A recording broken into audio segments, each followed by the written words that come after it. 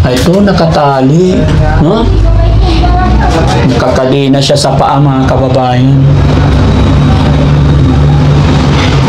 No? Ang higpit pa ng tali sa paa. No? Patingin yung tali sa paa mo, Josephine. Patingin yung tali sa paa.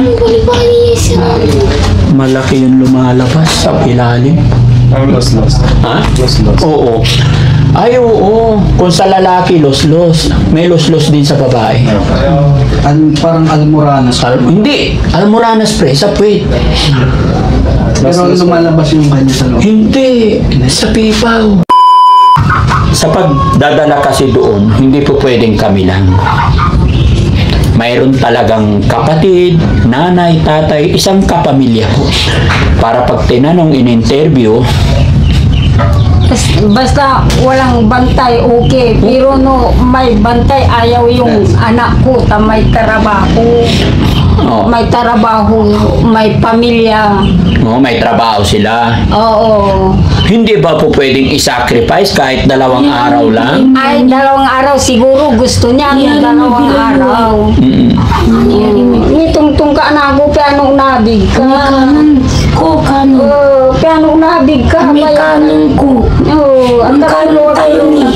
Akakirwa-kirong na kanan Sanay mo. tinapay, meron pa. Hindi pa niangan mo lang.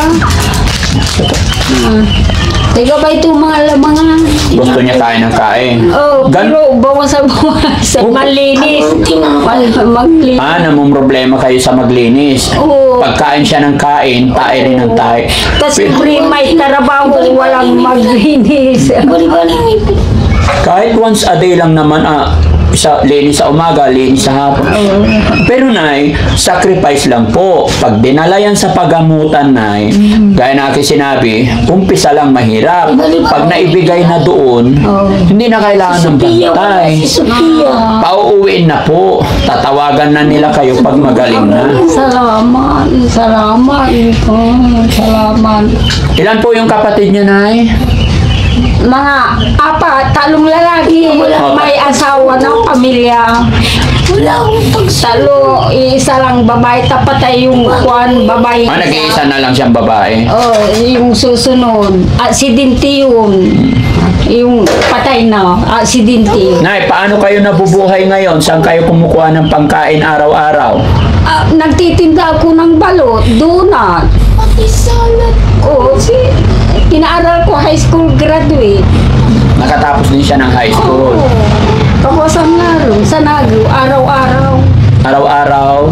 Nagtitinda ako ng balot, donut. Pag umaga, donut. Pag hapong balot. Yan. 5 anak ko, nabuhay ko. Pati bahay namin, ako. Ikaw nagpagawa. Anong trabaho ng mga anak mo ngayon?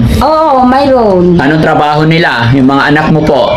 Yung panganay, aircon. Yung bunso sa kanin, yung may Tagaluto. Ipanggasinan mo lang, nay. may yung bunso malalakoy kanin may kin. Nagtitinda ng kakanin. Ay, yung iba? Yung pangalawa, may construction sa simento. Nagko-construction. Okay naman. Pwede naman silang mag-absent, nay. Pag dinala nyo yan sa kahit kayo lang po, nay. Gaya na aking sinabi, mag-request kayo ng ambulansya sa barangay, kay kapitan, mag-request kayo, or hingi kay mayor, hiram, para madala sa Mandaluyong. Pag na-admit na yun, pauwiin na po kayo. Sana yung anak ko nang kausap yun para alam niya. Oo. Pero nay, dahil kayo ang nandito ngayon, kaya kayo ang kinakausap ko. Oo. Salamat, sir. Yung hipag, ate? Halika, ate. Salamat, sir. Ito ka, ate. Ano pangalan ni ate? Divine. Divine? Kayo po? Divine po. Divine. Ate, sabi ko, kasi si nanay, gustong-gusto daw niyang mapagamot yung kanyang anak. Opo. Sabi ko, mag-request kayo kay kapitan ng ambulansya para si kapitan mag-request din sa mayor natin para bigyan kayo ng ambulance, tulungan nila kayo para madala sa pagamutan. Kasi yung ambulansya para sa gobyerno yan, para sa taong bayan, para sa atin lahat yan. Para sa mga taong walang kakayahan. Opo.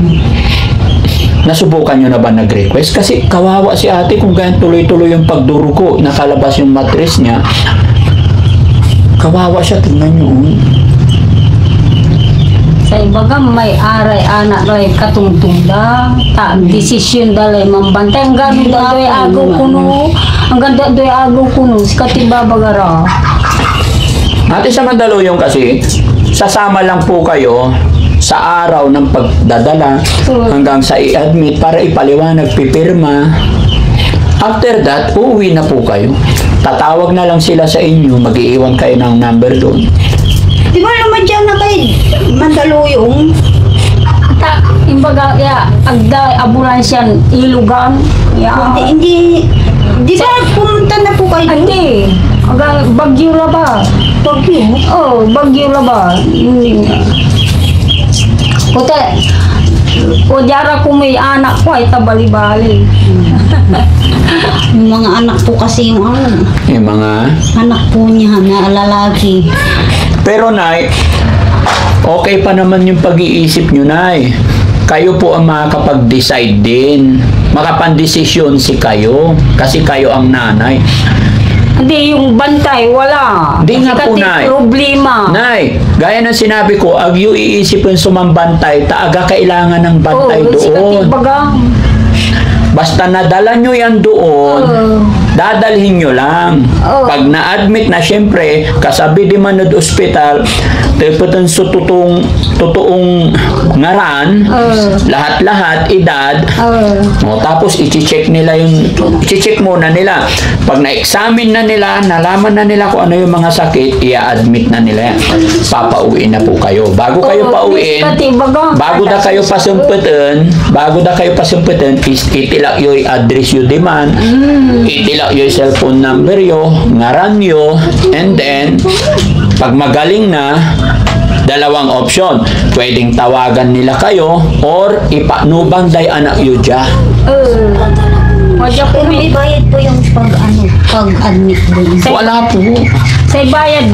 Kahit Wala pong bayad ang Wala ospital. akong tira.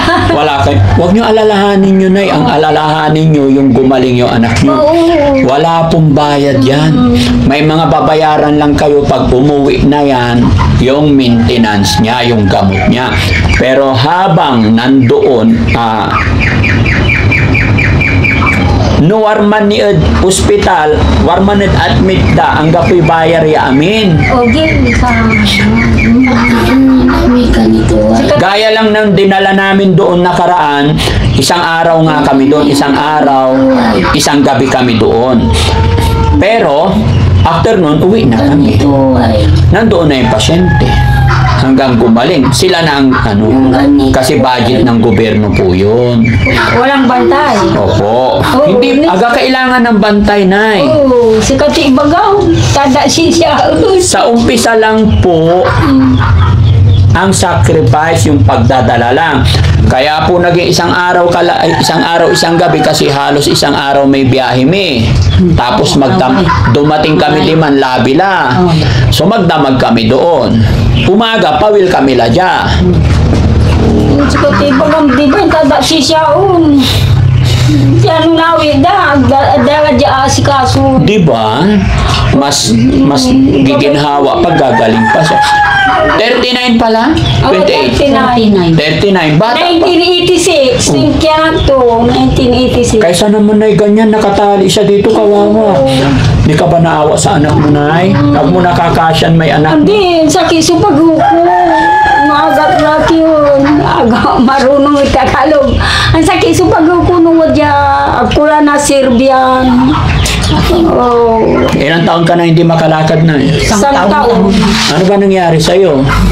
Maibag ang Nahulog sa hagdan. Nahulog sa hagdan o hindi ka nahulog na pilay? Pinabali. Hindi nyo pinatherapy para makalakad. Pinagamot kayo maraming nakita sa niya. kayo. Operahan sana kaya lang maraming may sugar. Maraming sakit. Aga na operahan eh. Mataas lang yung bill. Kaya lumabas na. Tumataas yung bill. Okay. Ganun talaga pag mahirap ang buhay, no? Titiisin na lang yung sakit, uwi na lang sa bahay. Pag mahirap ka, sa bahay na lang, titiisin na lang yung sakit. Ganun ba talaga papel ng mga taong mahihirap, Nay? Kapalaran. Kasi iba kang, ano na naman yung gusto ko. Nay, ang gagastusin nyo lang po dyan sa unla kayo di man, Nay. May kasi kayo si Mayor, bias na ambulansya. Kasi mga ganito, hindi rin basta-basta isinasakay sa private vehicle. Kasi anything happen, iba kasi pag ambulansya, dire-diretso. Kumbaga, may tawag nito, lisensyado sila na magbiyahe ng pasyente para hindi nagkakaaberya. So pag nagkaroon ng problema, sita ng pulis or what, paabantihin agad. Kaya kailangan importante ambulansya. Ang gagastusin nyo lang na ay pagkain ng pupunta. Tapos syempre, alam nyo naman dito sa atin, bigyan natin ng kaunting pagkain din ang driver, pero ang gasolina ng ambulansya, sagot po yan ng gobyerno. Hindi po yan sagot. Kaya maliit lang. Tsaka kailangan lang yung present nyo po. Nay? Magagawa kaya ng mga kapatid mo yun, Nay? Ay anak mo? Hindi ko. Nagawaan na anak mo? Basta walang gastos sa... Yes po, Nay. Manisya kayo siyak, Nay. Ang gagastusin nyo lang yung kakainin ninyo. Siyempre, pag manaragal ka di man, pag nagutom ka, hindi mo na rin pwedeng hingiin doon sa ospital yung, ay, nagutom ako. Hindi. Ang libre doon sa ospital, siyempre, yung mga ganitong pasyente lang. Mga gamot, no? Salamat. Binigyan ko kayo ng idea, Nay. Idea. Ay, dito. Oo. Idea. Kumbaga ibaba nga ta kayo laba, Nay, maong yagawin nyo. Bayis kayo, mayor na ambulansya, and then, kahit hindi na kayo pwede, ara may agagi tula, takakasyan mo. Hangga po'y gastos. Katungtungan ko nila anak ko no gabay da. Ang gano do'y agaw. Katungtungan ko no, walay malabay tataluraran lalaki. So ibig sabihin, 4 na lang sila ngayon. Okay. Oo, may kapat. May 4, 3 lalaki. Oo. Ilang taon yung isang lalaki? Mga 41 yung panganay. Tapos pangalawa siya. Oo. Pangatlo, Patay na, babae. pangapat, ilang taon? Mga 35. Malalakas pa yan. Kahit isang lalaki lang. Hindi ka may pamilya. Pamilya na. Nay, kahit may pamilya yan, hindi naman naaalis yung pamilya niya pag sumama lang ng 2 araw. Ni si Kati Ibagam, wala ko. Di ba? Pag sumama pa doon, aalis na yung pamilya. Hindi gusto po. ko, yung anak ko, hindi ko alam. Gusto ko.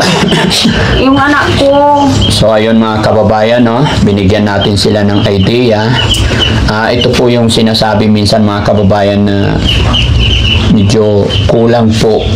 Unang-una, kulang sa pinansyal. Kita naman natin yung hirap ng buhay nila. Pangalawa po, yung kulang po sa kaalaman. Hindi po nila alam yung kanilang karapatan. Kagaya na lang po ng pagkuha o pag-request natin ng ambulansya sa ating gobyerno. Nandyan po ang ating gobyerno mga kababayan. Makiusap lang po tayo ng maayos sa ating mga mahal na mayor. Hindi po sila pwedeng tumanggi as long as may available. At hindi rin pwedeng walang ambulansya mga kababayan. Meron at meron po yan. Kaya binigyan ko ng idea si nanay at sana makausap ko rin yung mga anak nila. Dahil nakakaawa yung kanilang anak na almost 20 years na po dito. Tapos ano yung sakit niya? Na sinasabi yan, lumabas yung matres, ang tawag? Baka may nagugulit. Bunay. Bunay daw po, sabi. Ano yung bunay? Salitang Pangasinan yun? Yun, bunay. Hindi ko alam po sa Tagalog mga kababayan. Hindi ko rin alam sa English. Pasensya na po kayo. Yung bunay na tinatawag nila, yung nakalabas na raw yung matris at may mga time na lumalabas yung dugo. At ito mga kababayan, nakita ko na dumudugo talaga at hindi natin pwedeng ipakita, no? Pasintabi po mga kababayan sa mga nakapanood ng video ito. At si nanay din na gustong gusto, powerful sana kung si nanay ang kasama namin, pero si nanay, maging si nanay ay alagain na rin, hindi na siya makalakad, no? At tanging hanap buhay daw ni nanay nung hindi pa siya napipilay ay nagtitinda ng balot. Sayang na, no? Hindi ka na napagtinda ng balot. Sayang. Hindi balita, malaki na. Malaki yung anak ko na. No, maliit di problema. Walang pagkain. Kaya si Kalay alagaan danatan na. Oo.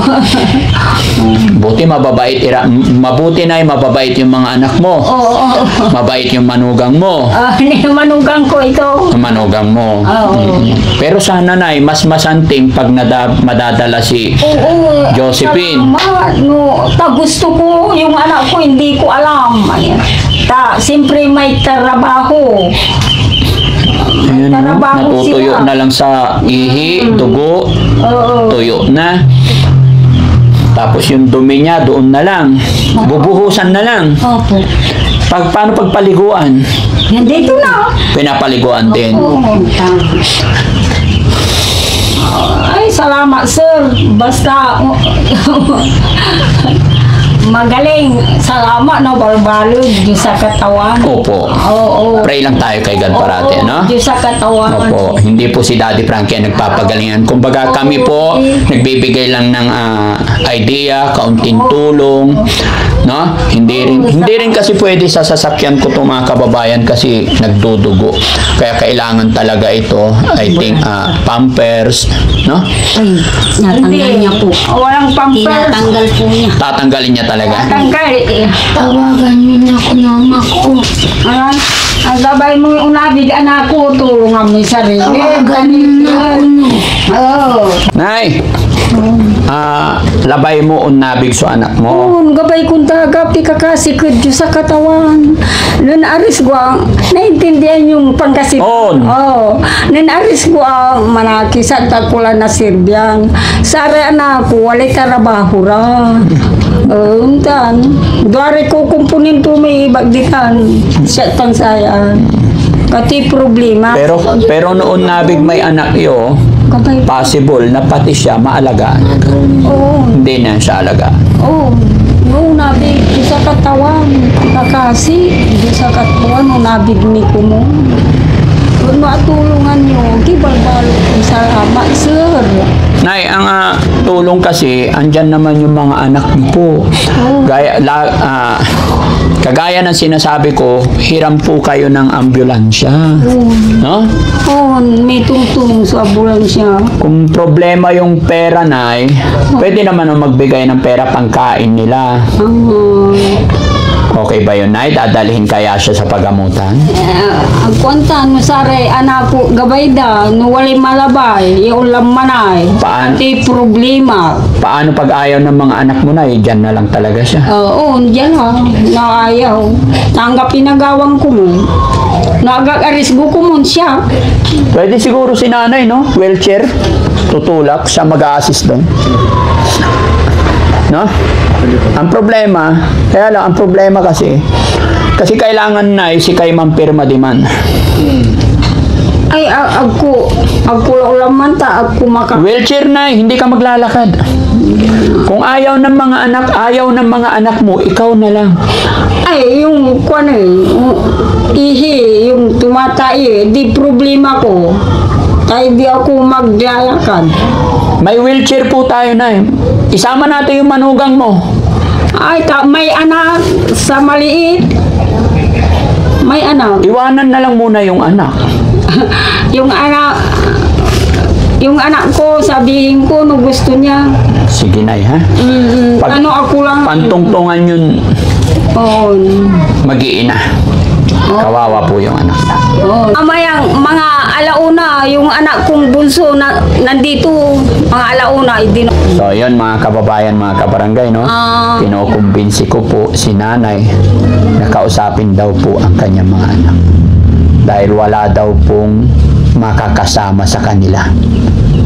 Hindi na raw po kaya ni nanay at hindi rin mapilit ni nanay yung kanyang mga anak, no?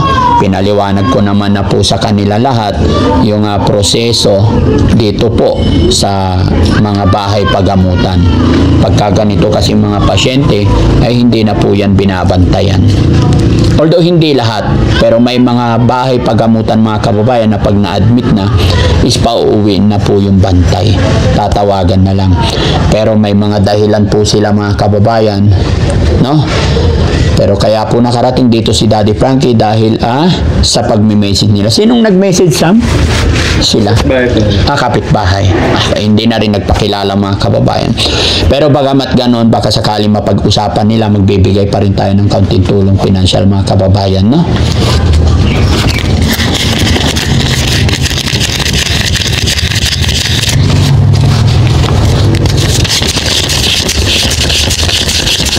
Nay, baka sakaling makatulong, katungtong mura may anak mo Oo. para na awit yo. Oo. May ambulansya ang kapoy bayar. Oo, no. Kung kiro kayo'y tulungid. Sa problema sana ko wala umpayag kumun misal salamat May kasikad-sikad na nay. wala pamilya. Panangasi dalad agida. 2 araw. Opo. Hindi, isang araw, isang gabi lang. Oh. Depende. Depende yan. Mas mapapabilis pa. May kasi ang gusto niya. Paano pag ayaw? Masakit yung kwan. Pag-upo. No, ayaw yung anak ko, masakit ang pag-upo. Gusto ko gumaling. Matalino yan. Matalino. At tatagi yung grade niya. Mataas ang grade niya. Pero sa gusto ko gumaling. No, ayaw yung anak ko, yung 3 lalaki nga pinagawang ko. Akin kasi untay agawa to, tepetan ko laba nay. Lahi ba yan? O ano? Hindi ko alam. Ay, hindi kami lahi. Wala naman. Yun pala eh. So pwedeng possible, gagaling pa siya. Baka napainom lang siya ng kung ano-ano. Siguro. Sige na, ipipigay ako ng babalikan ko kayo dito. Sana mabalitaan ko, nadala na or ano ha. Mamayang hapon nandito yung 3 anak ko. Pero na, ikaw pa rin ang magde-decide. Ikaw makikiusap sa kanila kasi mga anak mo yan, hindi po ako. Nasa inyo po yung desisyon kung dadalhin ninyo yung anak nyo, hindi po ako. Hindi to para naintindihan niya kung Sige po. Naibigyan ko kayo ng pamasahe, pandag pagkain. Kamay mo po na yun. Malaki, salamat na malaki. 2, 3, 4, 5,000 po. Salamat, sir. Salamat yung malaki. Sige na ha. Pansamantala kami aalis muna. Ano po? Pagbalik yun. Oo po. So ayun mga kababayan, mga kabarangay, no, naipaliwanag ko na lahat. Ito lang ang problema talaga dahil ayon kay nanay, ayaw daw po ng mga kapatid. Bakit kaya? So ipag-pray natin mga kababayan dahil nakakaawa po si Ate Josephine. Wala na talaga siyang alam. Kakalat na lang yung dugo doon sa upuan na nagsisilbing higaan. Doon na lang talaga lahat. Ayon kay nanay, dudumi, lahat doon na, paliguan doon na. Tapos ihiga, nakabaluktot yung niya. Ganyan na lang po. No? So ayan mga kababayan, maraming salamat po and God bless po sa atin lahat. Thank you po.